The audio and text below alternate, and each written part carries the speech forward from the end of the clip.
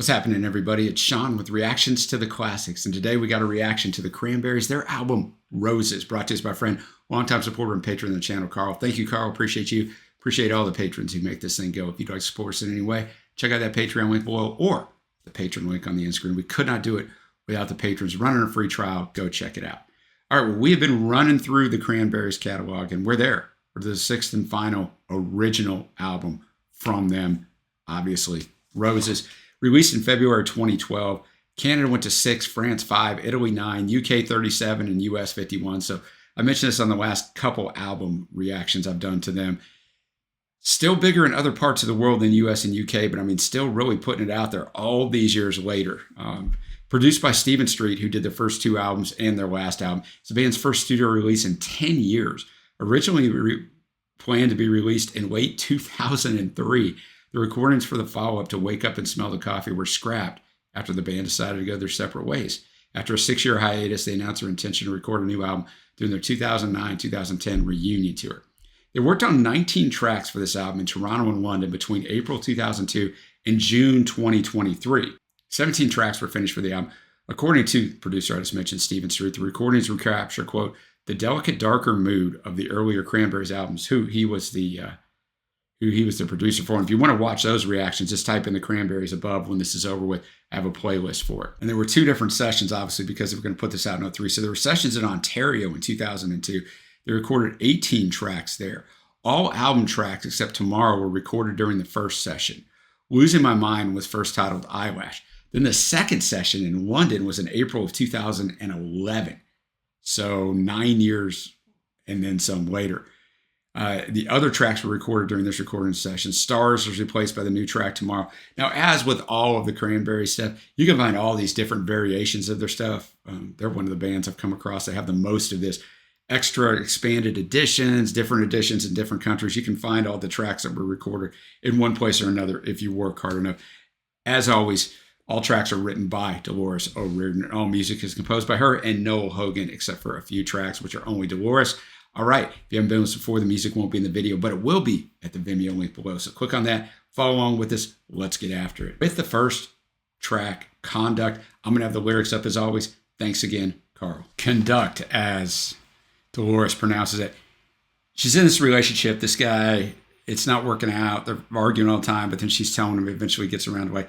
When we get along, we're very strong. You got to conduct yourself like a gentleman, like a human being.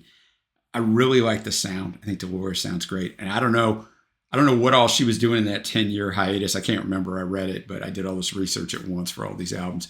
But, maybe letting her voice rest some also helps. But she sounds really good. It does have a little bit more feel of one of the first two albums, which Stephen, of course, produced. But he also produced Wake Up and Smell the Coffee, the previous album, which was obviously a number of years previously. But sounds really good. Next up, we have Tomorrow. Dolores told Billboard magazine, it's about the way we sometimes over-escalate things in our minds, overthink about things, when sometimes spontaneity and just jumping in is better. Tomorrow you might not have that moment back again. So it's really about moving on, and also about kind of looking at the younger generation, how they worry about all kinds of silly things.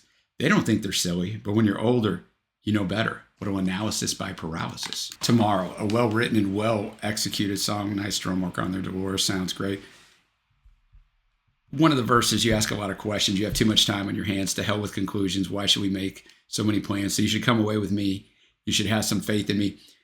So she's trying to tell the younger person. I mean, it helps that I found that quote of hers to talk about exactly what this song is about. But, I get it. Like when you're a younger person, we almost all, maybe you didn't, but almost all of us think we know everything. We really don't know anything because we have no perspective. So she was talking about like those little things that we look back later on and go, no big deal. It is a big deal to you at the moment.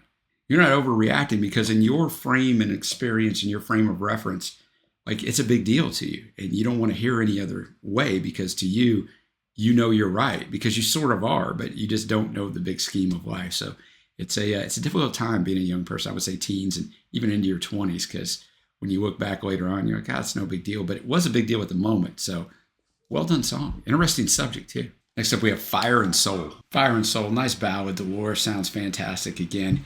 I like the arrangement of it, which is kind of strange because it's a ballad, but it's got drum loops in there, a little electronica, but it's not overdone. It's like very complimentary. You don't usually get that in a ballad. The song itself is about, when you first get together, there's that fire. I think that's what she was going for. There's that chemistry. I mean, all kinds of scientific studies have proven that when you're first with someone. But then after a while, I mean, that's going to go away. You got to have that soul. I think she's talking about, that connection is going to last you a lifetime. Otherwise, if you're chasing that rush of that feeling you get around that other person, you're just going to keep cycling through people. It's why people leave relationships to go with someone else. But then after a little bit, that one gets old and they leave and go somewhere. It's usually because they're chasing that adrenaline rush and that endorphin rush of being with someone new and the way it reacts with your body. So as always, nice writing. There's 11 songs on here. We're to song number 4, Raining in My Heart. Raining in My Heart, different arrangement there. They don't give musicianship credits for each song. Was that an accordion in there? I mean, there's an accordion on this album. I don't want it to start guessing, was that an accordion? But I think it was. But Raining in Her Heart, because she can't stand to be away from him. Whenever she's away from him, it's raining in her heart. Next up, something that I think I'm doing sometimes, but I think I'm okay. Losing My Mind. All right, Dolores is losing her mind. Another just fantastic arrangement and vocal performance. The lyrics themselves, either they fight or he's going away, because when it's good, it's really good. But he's ruining her mind. She's losing her mind. But there's a lot of good stuff in the song as well. So that's why I think maybe they're going to have to be apart soon. It didn't seem to me like they were arguing a lot, but who knows? All right, now we get to the sort of halfway mark, because there's 11 songs. This is song number 6. It's going to take us over that halfway mark. Schizophrenic Playboys. So we were losing our mind. Now we got Schizophrenic Playboys. Knowles described the studio mix of the song as very James Bond. All right, Schizophrenic Playboy. I really like the chorus. Dolores sounds fantastic. I think the arrangement stuff, this song is a little bit of a mess. It's kind of all over the place. So it's going to be my least favorite on here. I know it's the second most streamed song on here, so many of you may disagree with me, and it may grow on me. It was okay, but so far over halfway through this album, I think it's a marked improvement over the last 2 albums. Let's go to Waiting in Walthamstow. I don't know if that's right. I'm just sounding this bad boy out. Waiting in Walthamstow. Dolores said it several times in there. Dolores is having a dream and then wondering about him, about this guy that she cares about, and that they're good for each other, and that's kind of how it unwinds. Well executed. It's almost like a slow waltz, kind of just showing you they're going everywhere on this album. And we just had a song that was much more rocking and kind of erratic on its arrangement in Schizophrenic Playboy, and now we have a slow waltz. Next up, we have Show Me. Show Me. Nice soaring chorus. There's not a lot to the lyrics. It could be about a significant other to Dolores, or it could be about a higher power. It could be about God.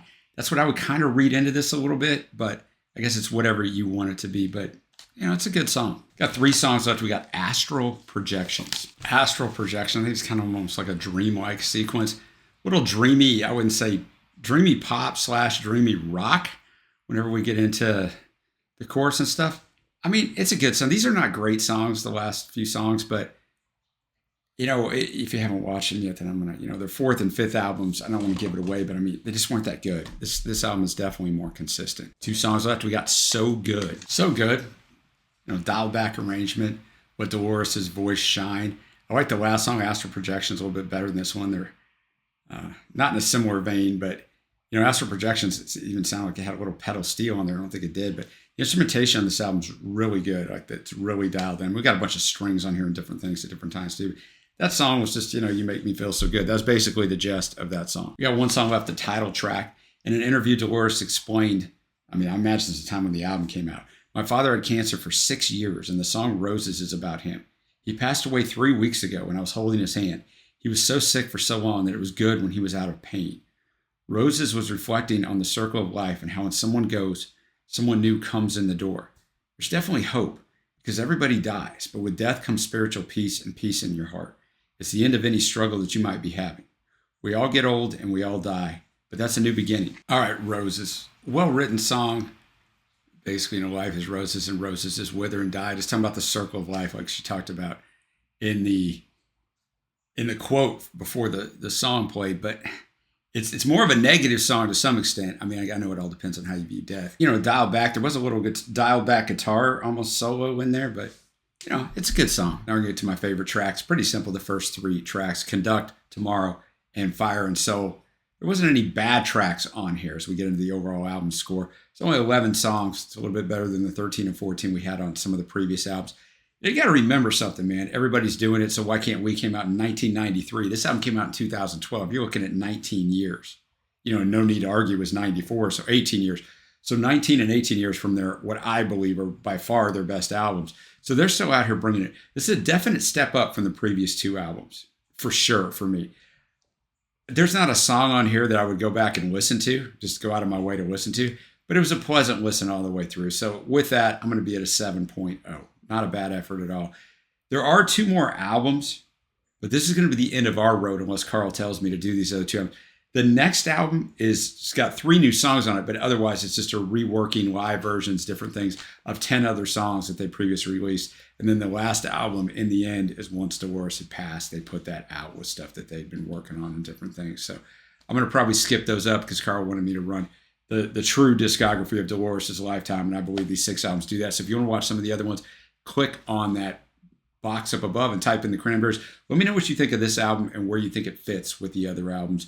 Appreciate you guys watching. If you haven't already, give it a thumbs up, hit that subscribe button. Until next time, guys, I will see you.